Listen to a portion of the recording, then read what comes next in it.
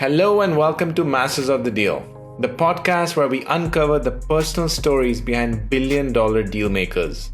As the region head for Ideals VDR, I help deal makers close their transactions faster with our virtual data rooms. Over the past 2 decades, I've got to know many of them personally and professionally, so I take this opportunity to tease out how they got to the top. Join me and learn what it takes to become a master of the deal. I'm your host, Harsh Batra. Today's guest is a partner with EY-Parthenon. With over 18 years of global consulting experience, he advises private equity companies on technology priorities throughout the transaction lifecycle. Throughout his career, he has worked across India, the Middle East, and APAC. I want to know which is your favorite country. Currently, he leads the technology, post-merger integration, carve-out, and IT due diligence services for the technology, media and entertainment and telecommunication, and consumer sectors. Divyansh, I'm looking forward to learning more about your journey. Welcome to Masters of the Deal. Thanks, Harsh. Thanks for having me on this conversation. Look forward to this. It's a great platform to share the thoughts and have a good conversation. So look forward to it. Lovely. Well, let's start at the very beginning. I saw that you studied in DPS. I'm a Delhi boy, so DPS is Delhi Public School. It's everywhere. But you were Yes, not in Delhi. Where did you study? I studied in DPS in Haridwar.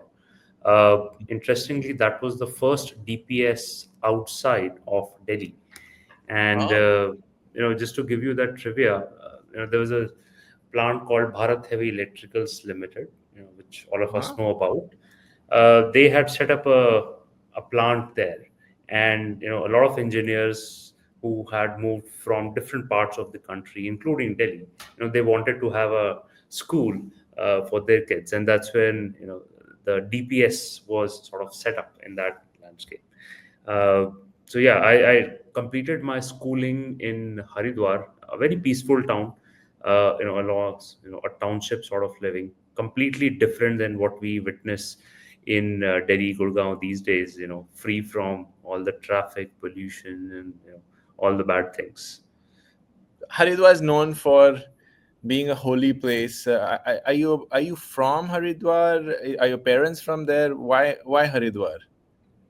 So I was born in Delhi, Okay. and because my father used to work with BHEL in Haridwar, so I, sort of moved to Haridwar, completed my schooling, and then moved on for my higher studies and you know the future jobs.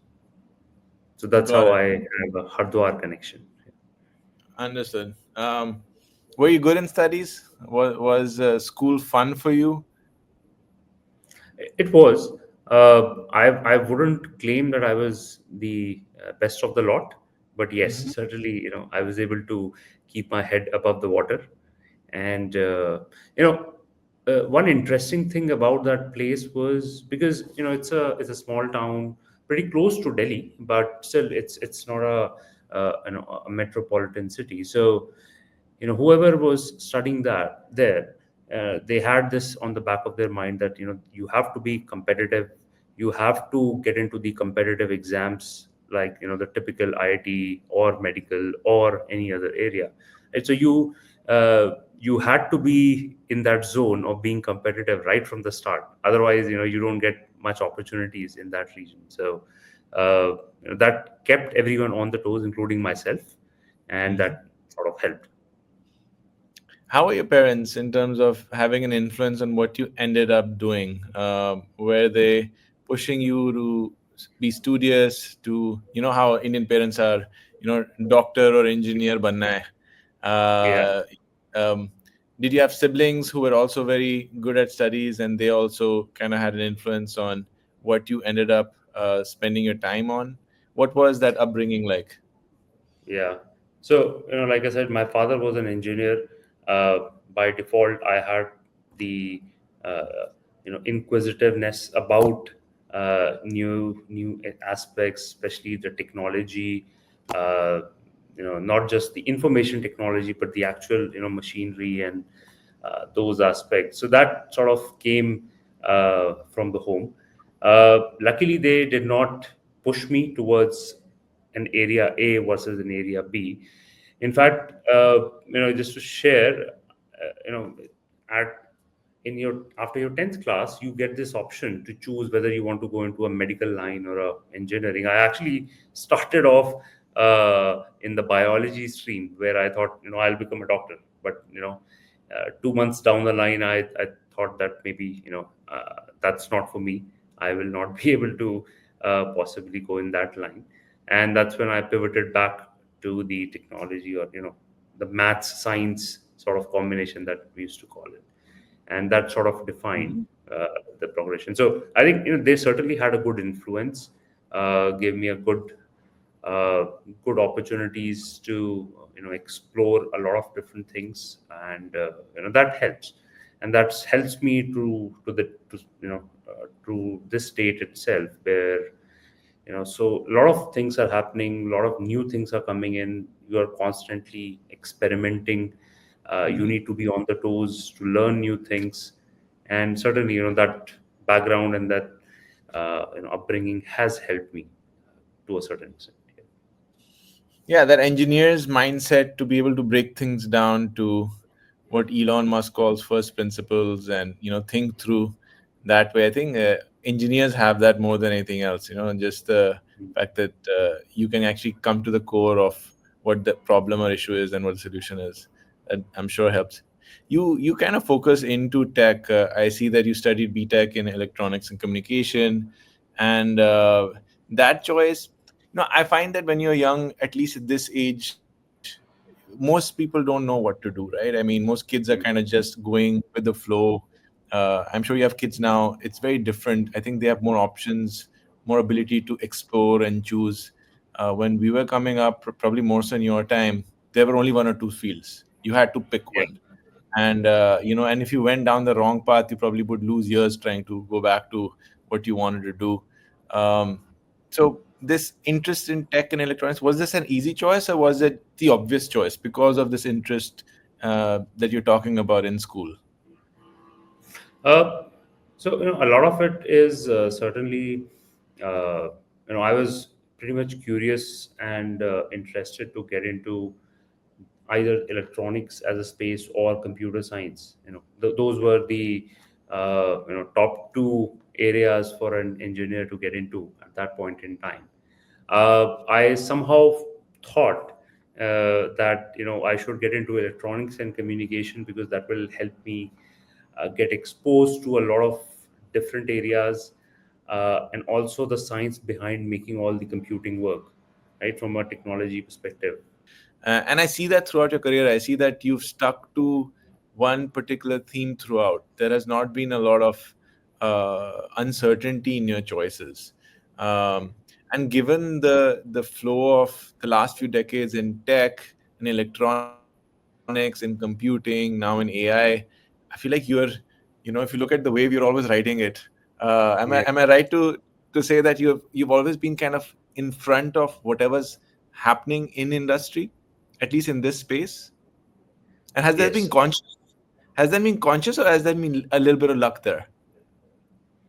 No, I would say I would say, being aware of what's happening, what's coming up, and also making those career choices along the way. That helps out. No one can predict the future, but then you can always go with your interest, and if that interest aligns with what's happening in the market, then it's the best way. I In fact, my journey began in technology services. I started out my career post engineering with an IT services firm. I actually started off as a systems administrator, taking care of some of the complex Unix operating systems, and worked across different areas for close to 4 years before I went for my MBA. And getting that experience early on, it exposed me to some of these operational complexities and different aspects from a grassroots level, and that really helped me post my MBA, when you have to tie the numbers and sort of justify those numbers, but then you have to be cognizant of how they are adding up or stacking up bottoms up. So that really helped. I started off, yes, as a uh, you know into the system administration world. That was the time when the new trend had started about the remote infrastructure management. India was riding the wave of IT outsourcing. uh, the software outsourcing or the application outsourcing was already there, but the remote infrastructure management was something picking up at that point in time. Mm-hmm. uh, started there, did that for close to 3 4 years, then went for my MBA, and then post MBA I joined the same company because I always wanted to start some bit in consulting, and this organization was setting up a new consulting team, and I thought, what's better than going back to your own, a known place and getting that opportunity to build something new. So I joined them back, build a consulting team for close to around 1.5 years.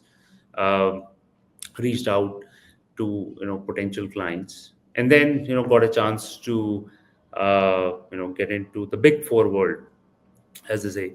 So that's when my journey in a Big Four world started, 2011, and that's when I joined in as part of the CIO advisory practice.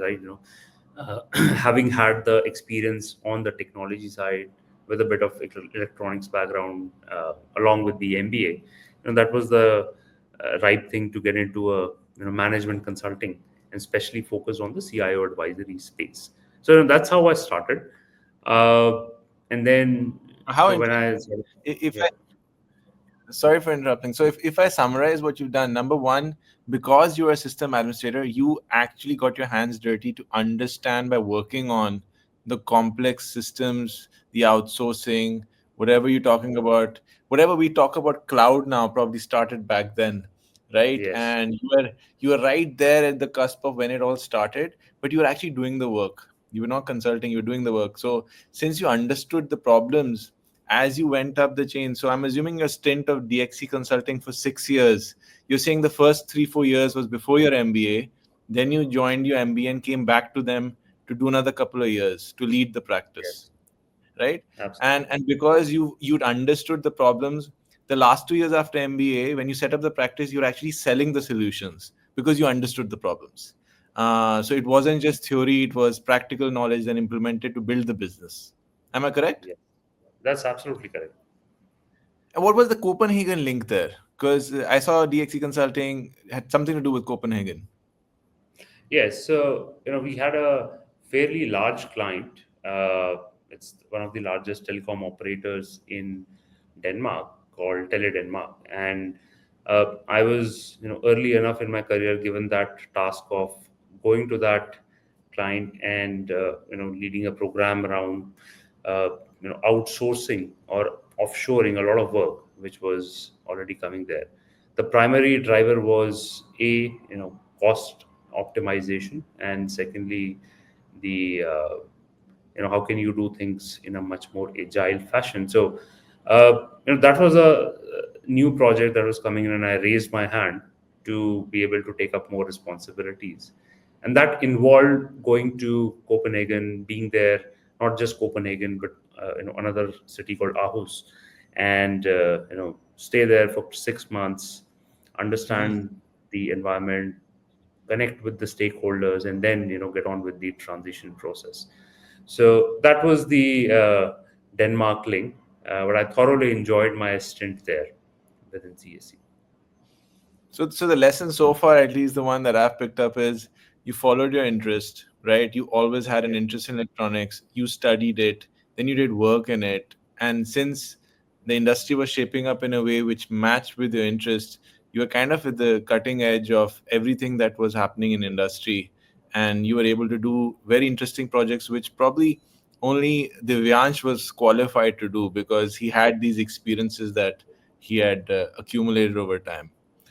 How did KPMG happen in a 3 year stint after DXC consulting? There it says you were management consulting. Was it still Yeah. the same IT focused practice, or what were you doing at KPMG? Yes, it was primarily focused on helping out the CIO priorities. It's mostly around the technology advisory, uh, learning about the IT strategy areas, and getting exposed to different aspects. Interestingly, I was till then supporting more from a vendor side or an IT services side, but Hmm. uh, here, getting into a big four, I got the understanding of how things work from the other side. If a client has to, for example, outsource something to a vendor, what would they be looking at? Typically clients hire consultants like big four or other firms to advise on what should I outsource, how much should I outsource, how much would it cost me, which vendor should I pick up, who has the strengths, which one should to avoid, etc. So, I was very keen to understand from the other side as well, and complete that 360-degree view of this landscape, and that sort of prompted me to get into the Big Four world. And my experience, in that firm helped me. I actually got a chance to work with some of the interesting players. I supported one of the leading housing finance company where a private equity had just made an investment. It was a joint venture between a nationalized bank in India and more of a subsidiary in nature, and then a private equity was coming in. So uh, helped them with the transformation exercise. Hmm. I also got to work with some of the interesting geographies, right? So, uh, if you recall, FIFA has recently completed their World Cup in Qatar, but the Hmm. preparations were they had started way back, and at that point in time, I got a chance to work with the organizing team and define from our what should be the technology strategy and the policies that we should put in place, and that was an amazing experience to learn and also deploy those aspects. Uh, so those were some of the areas. I also got a chance to work on one of the largest IT outsourcing deals in the industry, which was Airtel outsourcing their IT to IBM, right? So they were going through a renegotiation process, and Hmm. that's almost like $1 billion odd transaction. So that Hmm. was very interesting to get and see things from the other perspective, that how you should be outsourcing, what are the parameters you keep in mind even when you are negotiating or when you are preparing for a deal. Some of those aspects really help. You mentioned one of the biggest companies in India, Airtel. Whenever I think of Airtel, I think of a company which is not really a tech company, but a marketing company, because almost everything is outsourced, right? From the towers to everything except the brand. And give me some insight there. I mean, as a business, which is probably in an oligopoly now versus Geo, and taking that on, is that a good way of thinking? Outsource to people who are the best at what they do, and just double down on maintaining your brand by focusing on the marketing bit. No, I think it's more about playing to your strengths, and I think they understood this fairly well early enough. Uh, while they do take help from different vendors in the ecosystem, they also provide that vision that how uh, and the organization should go about what should be our strategy from a growth perspective, and as part of that growth, where does an outsourced provider comes in into the play, and what is it something that we should be executing internally. So I would say even though they would have outsourced, but they're pretty much hands on and pretty closely following the outcomes.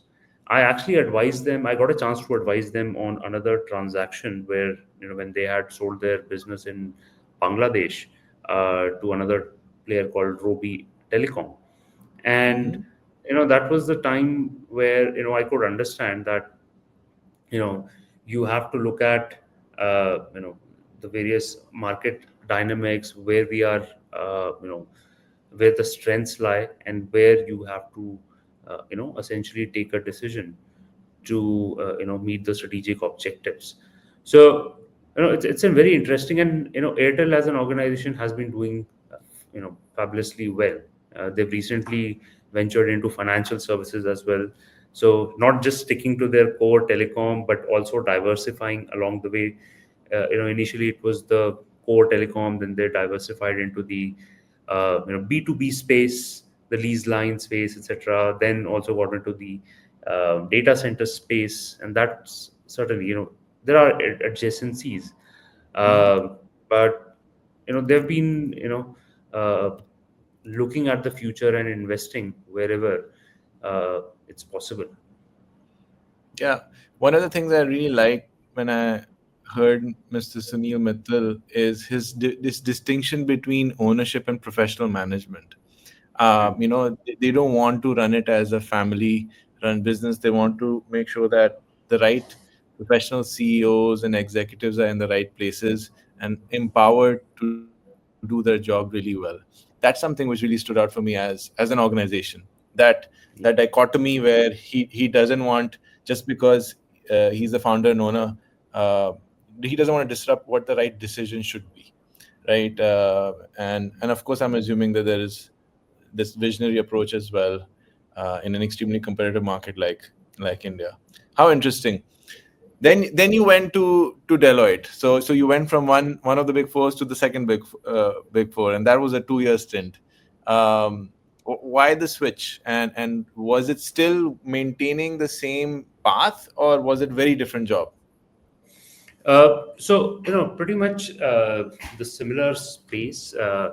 The interesting thing was, at Deloitte they were sort of creating a new capability which encompassed, both the technology outsourcing as well as the business outsourcing space, which is, in today's world we call as GCC, right? So setting up the finance shared services and the technology shared services, not just the traditional outsourcing. And that sort of excited me, that with those knowledge about outsourcing, how can that be applied to different domains in business. And that sort of excited me, and moved there to help in building that capability. I also had a chance to work with another leading telecom player in Indonesia. As part of their outsourcing journey, they were also trying to do some joint ventures. But getting that previous knowledge, that helped me add up to this experience Mhm. and do this. The most interesting thing was, you know during this tenure at Deloitte, I sort of got exposed to an M&A context. And that was a time when General Electric was GE Capital specifically was trying to get out of the financial services business, and they had a joint venture with SBI Cards in India, and they also had a lending and leasing business.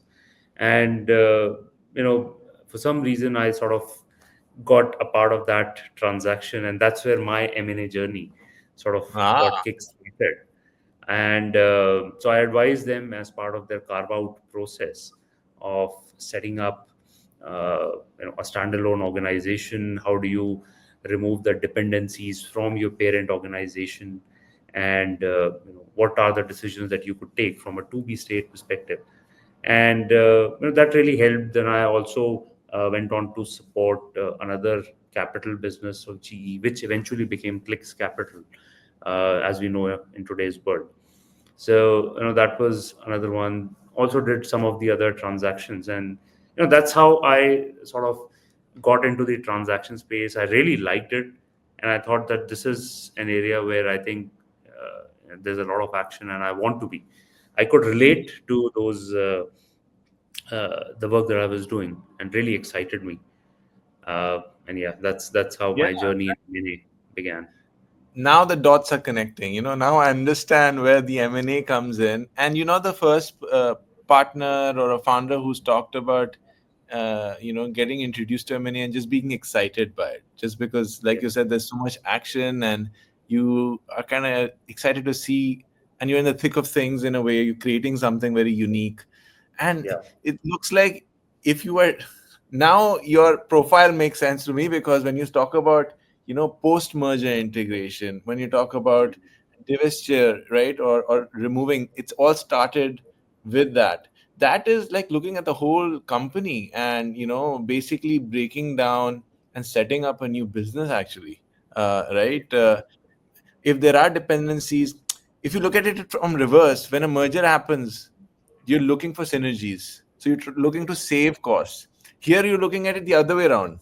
You're looking to remove dependencies and see if you can keep costs low.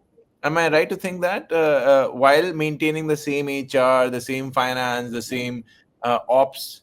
Uh, is that how you think about it? Because that dependency has to be removed and you have to spin it off into uh, a separate entity. Yeah, absolutely. So, when we look at from a carve out perspective, uh, you know, in an as a scenario, you would be dependent on the wider organization for a lot of things, and a lot of decisions are taken considering a much wider organization. So you might be going in for the tier one sort of players, tier one sort of aspects, getting the best talent, making your processes gold standard, and investing a lot on that. But then once you have to be carved out, so for example, a small business unit comes out and has to become a separate company altogether. They can't afford to spend too much on the best of the applications or the best of the elements. So there is a fine balance that they need to think through, that okay, what do I need to stay compliant in all aspects, uh, automate my business, maybe do it in a much better and a much more agile and a nimble way than what was happening earlier, because now this business is free from a lot of other aspects. And then how do I spend? So typically when we do a divestiture or a carve out, we go in and we estimate, like a one time cost estimate, how much would it cost to separate out this entity into a new company, and Mhm. how much would it cost to run this company on a year on year basis. And that's where that's a very key metric that actually flows back into the business case of overall divestment. Because if a group wants to divest a company, there could be two or three strategic parameters, right? You may want to hive off. If it's a listed company, you want to release some value from the group. You may want to sell it off to a different company, or you may want to just hive it off and run it as a separate entity to give more freedom. Now, whatever may be the case, there is certain bit of responsibility that comes in, and the estimates that we do, that directly flow back into the case for divestment, and that is sort of a very key decision parameter. And like you mentioned, you can do things in a different way. Certainly, there is one aspect of doing things at a lesser cost, primarily because if you are coming out of a big organization, you're not supposed, or you're not required to do a lot of for example, a compliance work which some other part of the conglomerate was supposed to do, but you were being Mhm. forced to do just because you were part of that group. You have the opportunity to invest in newer age, much lighter SaaS-based products to quickly get them up and running and get them started. You could afford to have a leaner team to enable quicker reporting as well as focus. And I think for a carved out entity, one of the first priorities is to look at how am I going to generate my revenue? What is my own business case? How much am I making in the market versus how much am I spending? So that has to be a sustainable proposition for say 3 years before you can actually take a decision of carving out. Otherwise, you are just setting up a new company for failure. And how often are these? So I know that post merger integrations, if I'm not mistaken, a majority of them fail because the synergies estimated do not come to fruition. Hmm. In a carve out, which is the opposite, if you're saying that you got to be very accurate about what what are you going to make, what is it going to cost, and if you do a 3-year estimate, how do they succeed more often than not, or is it like a 50-50? What have you experienced? So carve-outs generally I've seen they've been doing well because there is a well thought out process of how this organization has to go about what is the support required over the years. It could be a funding support, it could be a organization support. In many cases, what happens is when you are carving out from a bigger organization, you get a service, something called as an IT transition services agreement, which basically helps you to take services from your parent organization for maybe 8 to 12 months, obviously at a cost, but you still have the support of that ecosystem. And in that time you can set up your shop, set up your operations, and all the required aspects of operations, technology, and other aspects. So the management certainly gets that headroom to think about how we want to go, where we want to grow, and do that. Now, there's nothing certain in life, so there are carve outs that do struggle in life. Uh, Mhm. but majority I've seen going through and doing well. Interestingly, you took example of integration. That's also something that we advocate to our clients and the private equities that we work with. Generally what happens is when we are going for a an integration, and in some cases carve outs as well. You mentioned synergy. Yes, that's one of the interesting parameters. uh, but some of the things which sometimes get missed out is how much is it going to cost to set up or reach to that stabilized state when you could run your operations smoothly. So just take an example. If two organizations are merging together, uh, you would need to spend one time to make sure that the organizations are aligned and optimized. The technology stack, in today's world, technology is anywhere between 2 to 4%, sometimes even more, as a percentage of revenue. So when you look at combining the operations, how do you optimize that cost? Do you rationalize the applications? Do you rationalize the infrastructure? Do you rationalize the IT org and other aspects? But doing that requires a one time cost, which in some cases people tend to miss out. And I think that's what we also advocate as part of our services, that there is a cost of one time setup as well as a runtime cost that we should be looking at. And Synergy, interestingly, synergy is an area which is, quite sometimes gets tricky because there is an estimation which happens before a merger where you bake in a lot of assumptions, and then you straight away jump to uh, getting the execution done to realize the synergies. Sometimes what organizations don't do is the middle step, which is doing a thorough diligence in between. That okay, there is a deal team has set up, and deal team has set up an invitation, uh, and they've set up a business case, and then essentially uh, they pass it on to the execution team to set it up. And there's a step which is required in between to validate the assumptions which were taken in the business case. If you don't do that diligence in between, you don't validate those assumptions, then in all likelihood, you may not be able to achieve the objectives laid down in the synergy. So, that's the link that is fairly important. And to be successful in an Mhm. integration, that really helps. How do you validate the? Isn't execution the validation? Because the middle step that you're suggesting, usually what happens, even you can draw out that Excel sheet and the business plan to sound perfect, but when you get on Yeah, the ground, you realize that the assumptions is the key factor. How did you assume that? And you can play and point the assumptions up or down and play with the numbers to get whatever you want. But the reality yeah. on the ground, often given so many pieces of the puzzle Hmm. working with each other, is very difficult to assume and predict. So the validation actually comes when you start executing.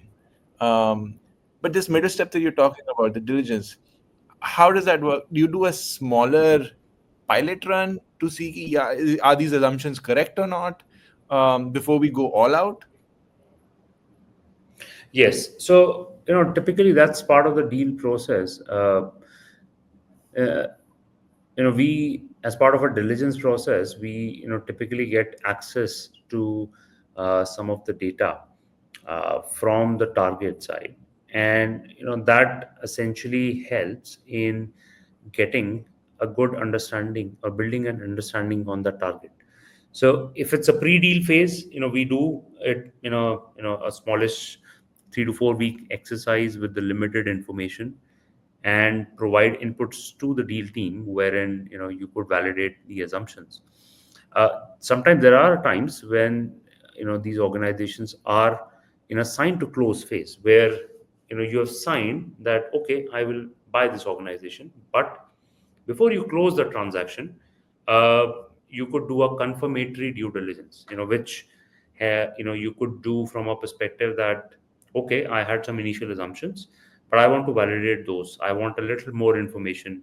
I want my team to maybe interact with the function heads or business heads a little bit without sharing the much of or limiting the information exchange.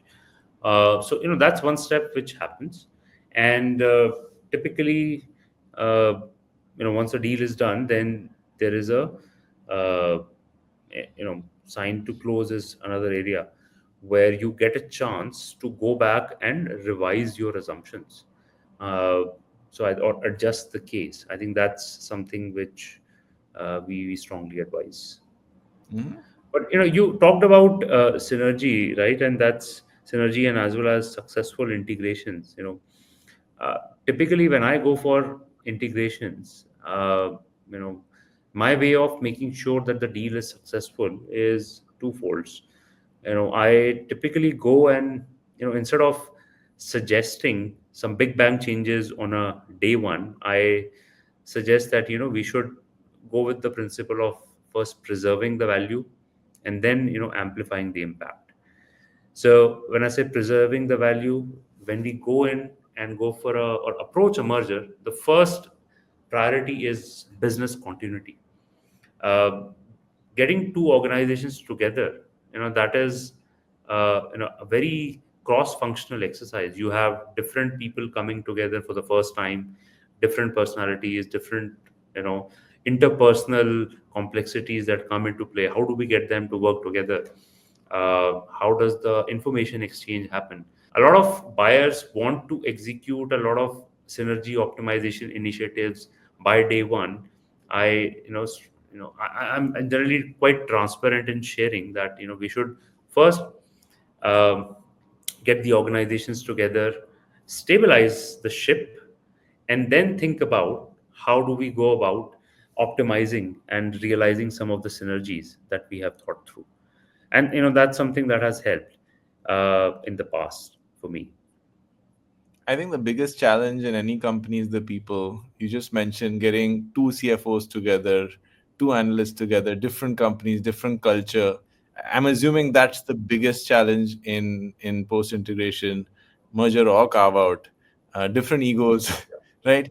A fear of losing your job. I think that's the biggest one, right? I mean, if you immediately start slashing, that uncertainty kills. And how can the business continue when you're always thinking about survival? What do you do there? I mean, is there clarity before day one? Who's going to stay? Who's not going to go? Because when you're talking about business continuity, that is probably point one, right? Who's actually going to work? Uh, any insight here? What have you seen working so that there is certainty for the business as an entity to continue doing and surviving on the purpose that it exists? Yeah. So it's a fairly methodical process that sort of gets into. The first aspect is to understand that what is the org structure across both sides. What are these roles? What are the value add that these roles are bringing in, and what's the impact of this? And so the first piece is you need to understand the as is landscape. Once you do that, then there's a process of looking at that. What is my vision for this combined entity going forward? What do I want to do with this? How do I want to grow? What are those areas where I may grow? And then looking at or working backwards with that vision, what is that ideal team that I would look at to drive this ship forward? uh, how do I sort of push things forward? uh, so I think once we have that understanding, and then you go back and looking at that, which roles fit, and how can that transition be done. So there's a lot of methodical process that goes in, and goes into deciding how this happens. Having said this, uh, there are different types of deals, right, that go into the play, and the dynamics are different in all of them. For example, if it's a merger of equals, something we saw like a Vodafone and Idea merger, it was like a merger of equals. You had uh, you know equal Great team on example. both sides, right? Yeah. So how do you go about doing that? And what I said is the like a typical way on how companies approach there. uh, there could be an acquisition, a bigger company maybe picking up operations from a smaller player, or maybe a business not doing too well, right? So in that scenario, uh, the acquirer company typically takes those decisions. I'm not saying uh, the roles are not required, but then the org structure is decided keeping in mind the priorities of the acquirer. uh, and then it could also be a only a strategic or a financial fundraise, sort of an equivalent, wherein you are raising money, bringing in a private equity or a private investor, right? So then the dynamics is a bit different, uh, wherein the investor who's coming in would want to get some visibility into the operations, and how does that operations work, and how the management could be set up. So these are different scenarios and different types of deals that happen, and it has to be picked up on a case to case basis. People is certainly the most interesting and the most trickiest topic that we talk about. So you've done KPMG, you've moved to Deloitte, and then you found your home at EY. You've been here for the longest time, over 9 years. You're developing their AI strategy consulting practice. I was surprised to see uh, that you've structured a practice around what everyone's talking about and is revolutionizing. So again, I see a Yeah. pattern from the beginning where you again at the cutting edge, helping companies think through in a very structured way what they should do to improve business processes, improve and make the most out of this amazing technology which was very recently launched. Talk about that move. What made you? I've understood why you moved to Deloitte. Why the move to EY initially? So EY, in India is the leading transaction services provider, and like I said, this helped in it sort of aligned with my goal of working in the M&A space and specializing as I move forward. So that's the way called finding your home, being with a transaction specialist team. That is what I looked at, and it has really helped me expand the horizon and basically look at different aspects within the deal life cycle. Uh, Interestingly, over these 9 years, I've had a chance to work on transactions where I was part of the buy side, I was part of a sell side, I was advising a private equity, I was advising an organization. There was a bid defense where I got involved in, uh, and integrations and carve outs and diligences. Those are some of the aspects that I do. And off late, I've been involved in the most interesting piece that's happening today, which is the artificial intelligence, and how is that impacting the overall transaction life cycle. And that's an area where I'm focusing quite a bit. Within EY, we have invested significantly in coming up solutions that help across the deal life cycle, like a diligence or target screening, or even from a PMI perspective. And we are helping out on those aspects. And these are the investments that are that I'm sort of overseeing as of now. So in this practice, this was fairly new. You work with Santosh Tiwari. I'm assuming to start a practice like this, you need to be aligned, kind of see the world in a very similar way. What's your relationship like there? And was this your idea, his idea? Did you come up with it together? Help us understand a little bit more about this practice. So, we have always been doing, as part of this, we have been uh, taking care of the technology priorities in our deal life cycle. That's been the primary uh, agenda for this, the practice that I'm part of. And the natural progression from there is to understand, because when we interact with, say, private equity clients, or when we interact with our clients across industry, these questions come up, that how is AI uh, changing my business. If it's a BPO player, they ask us, how is AI going to cannibalize my business? What can I do to be ready in future for this? How can I adapt against that? And to be able to advise on these aspects, it's important to understand that what goes into these AI solutions. AI as a landscape is evolving almost every month, if I may say. You Mhm. can follow Chat GPT, and they release everything, anything and everything every month. And then there are Mhm. a host of other solutions coming up. So generative AI is one aspect, but then at the back end, how can we use AI to automate, simplify some of the business processes? So these are the questions that we were getting quite a lot. And that's the reason where we felt that we need to invest in a capability which focuses on answering some of these aspects, and also advising clients that how should they go about adopting AI for their organization. In today's world, most of the organizations, uh, they either they have invested in a smaller solution, uh, something related to AI, to be part of that AI journey, but in many cases they're not sure how this AI adoption should happen. How should I go about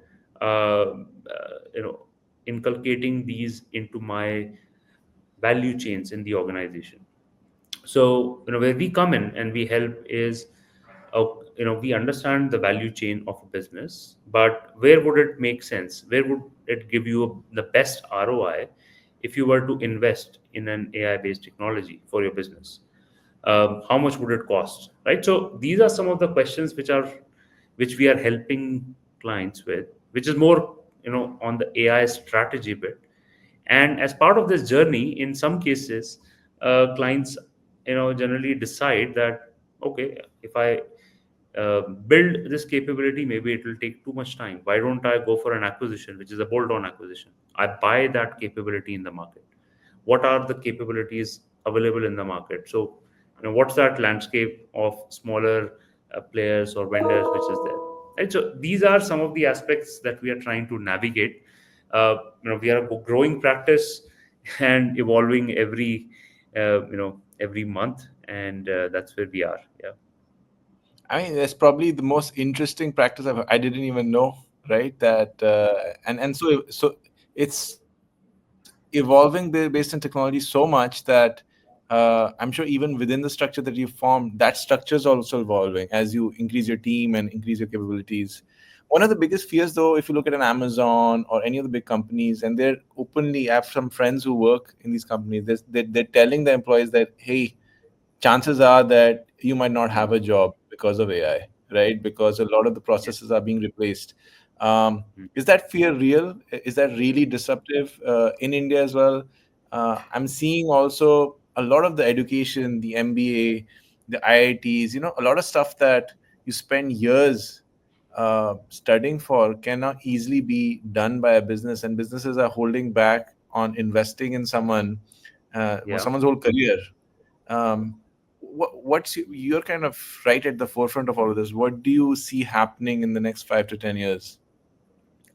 So, great question. And, this is something which is talked about almost in every forum.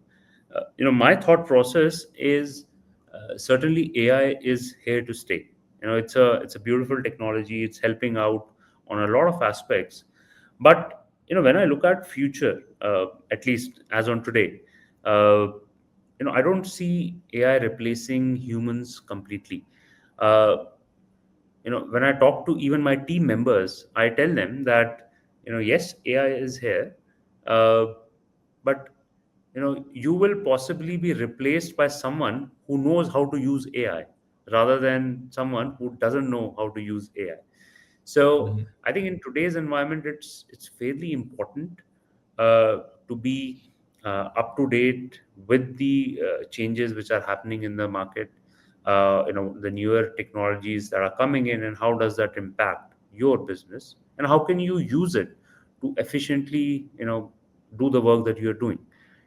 Maybe that helps you increase your productivity. Maybe it helps you do two more things than what you're doing right now. But certainly, uh, I don't see AI completely replacing humans, at least in the near future. Who knows what happens after 10, 20 years. But yeah, that's from a short term perspective what I can see. Would I be right to say that the average intelligence has gone up because this tool of a chat GPT is on everyone's phone? Everyone sounds now. If I get an email, I know immediately if AI has written it or not, right? Because it's Yeah. because, You because have it's a so perfect. co-pilot, you have Grammarly, and a lot of other tools. Yeah, and that dash, I'm like, okay. So the basic average of someone who was not probably great has gone up, but I also Yeah. feel like people who are entrepreneurial or go-getters, they can do 2 3x more because it's empowered them to get things done faster and Yeah. use this intelligence. So while the average has gone up, the guys who are in the top percentile are now way ahead because Hmm. they have this power to use technology and processes in a way they never did. They had to depend on people who were probably not as good, but now they can also do it themselves often. um, Yeah. what are you advising your kids to do? Are you advising them to do courses on AI? Are you telling them to build agents on AI? Um, are you encouraging them to write themselves and then edit and see where the difference is? Because every time I write, I still try to write myself because I don't want to sound like everyone else, and Yeah. I also don't want to lose my capability to think, right? Absolutely. But that's not to say that I can't brainstorm and I can't say, hey, this is what Hmm. I'm thinking, and it comes off with 10 ideas that I haven't even thought of, and I'm like, Yeah. okay, or challenge me, and that challenge is very good. I'm like, oh wow, like, okay, I'm probably not right here, let me think about this. So it's making me way better, right? With this resource I never had. What would you tell your kids or anyone who today is getting into the workforce? How should they be thinking about this? Absolutely. I think that's a real world aspect that we are facing. I would generally, I have new joiners joining EY, uh, and in other aspects also. My advice typically is that don't rely on technology 100% for whatever you are doing. Always think through. You can do a research about a topic.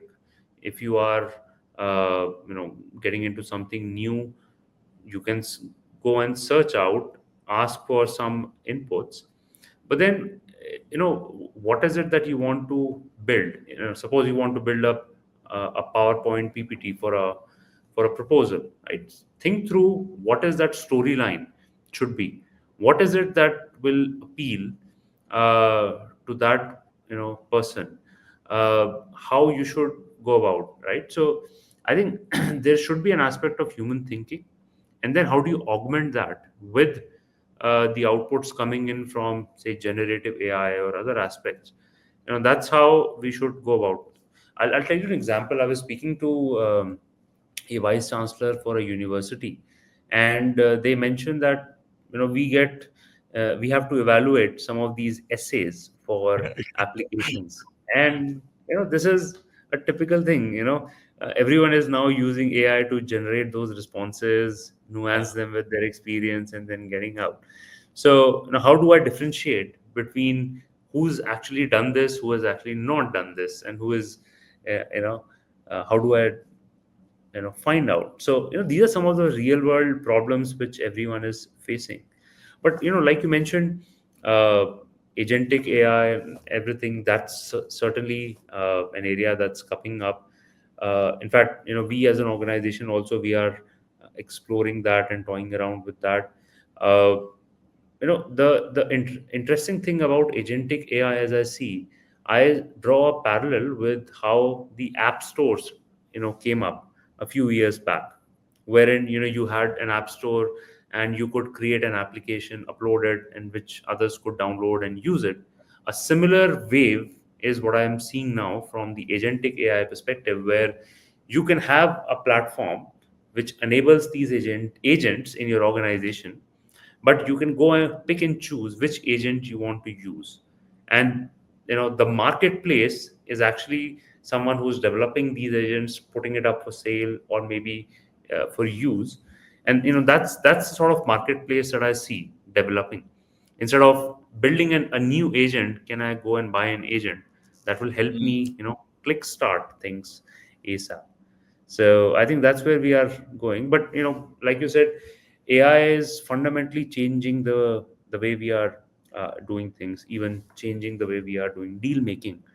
There are thousands of data points that are coming up. While AI helps you analyze those, give you patterns and everything, but the human element still stays, because you need to have someone who can bring in that judgment, who can bring in those and how do you communicate that out, that is still required uh, from a human perspective. I'll give you another example. I was recently speaking to a doctor, 30, 40 years of experience, right? A lifetime of work. And I asked her whether she uses ChatGPT. She said, yeah, because when another doctor gives a prescription, she runs it via GPT to understand if there's any interaction between what she's recommending and what the other doctors recommended. And she's like, it's making my job so much better. Now see, this is augmenting experience and layering it with incredible data coming from an AI. So that's one. Let's talk about the human element as we wind uh, down. You've done a lot of deals now. In fact, I'd say that nobody can follow your career path because it's been so unique to you, right? Your interest, how you jumped from uh, being a system administrator to doing M&A to enjoying that process and going into EY because they did so many transactions. So it's very unique, and the positions are also very interesting. Anyone who wants to emulate you today, what advice would you give? What would you say to someone who wants to get to where you are? I think it's not that I sort of followed a path in a consciously. I think it's what I would just suggest anyone who's starting on is, don't be afraid to experiment, because uh, if you try new things, that gives you more experiences that help you. uh, in your life, and you never know which experience helps you in what stage of your life. So don't be afraid to experiment, try out new things. uh, and secondly, I think be curious and follow your heart. If you feel that and if there's an area which is of interest or a developing interest, then pick it up and go for it. I think that should be the mantra of going forward. No science behind it. Talk a little bit about negotiation, negotiating. Since you've done so many deals, what have you seen that really works? What's that 20% which leads to 80% of the results in terms of negotiating? Well, negotiating, my philosophy has been, using a data-driven approach and be honest and be truthful to whatever you are, discussing. I try to use this word called like fact-based advocacy. I let the data do the talking. It's always good to prepare well for any negotiation discussion. uh, you should be able to anticipate what data points could be asked for, what could be the counter arguments, and most importantly, how do you present either your findings or your how you want to navigate the conversation. I think that's fairly important. But I also believe in this point that when you are genuinely interested in the success of a deal, it's not about your position or my position. It's about how do you make the deal work, how do you get it uh, on the wheels and get it move. uh, don't get bogged down by an ego element, or that only I have to win. It has to be a win-win situation. So I think these are some of the principles that I follow. Obviously, there are difficult times that come in, but you know, I mean, I just try to stick with these aspects when I go for it. How do you build trust with clients in the short term so that you have these long-term relationships? You're competing with the other big fours. They're also building relationships, because at the end of the day, at the position you're in, after working for 20 plus years, it's all relationship, it's all trust. um, what's your formula for building trust? So, what for me specifically, I believe trust is built by, being authentic in your partnership or your relationship with your clients. It's not about just delivering reports, but, I personally like to be invested in my client's success. This sometimes being, it means being brutally honest about potential risks that they might, they're not seeing, or they're overseeing some of the risks. But I think as a trusted advisor, my job is to make them aware, and make sure that this has to be looked upon. you know the best, whatever I've seen, the best deals happen when the trust that is established is through transparent, data driven storytelling. And what I've observed by interacting with a lot of decision makers in today's world, uh, the decision makers, they are overwhelmed with a lot of data and through a lot of data sources, but they are starved for insights. So my job Mm. essentially is to cut through that myriad of data and that noise, and provide some clear, actionable uh, intelligence that they could act upon, and that is something which is reliable. So that's what I try to focus on and move forward. Deal making is usually very high pressure and fast paced. I think that's one of the things which attracted you to M&A.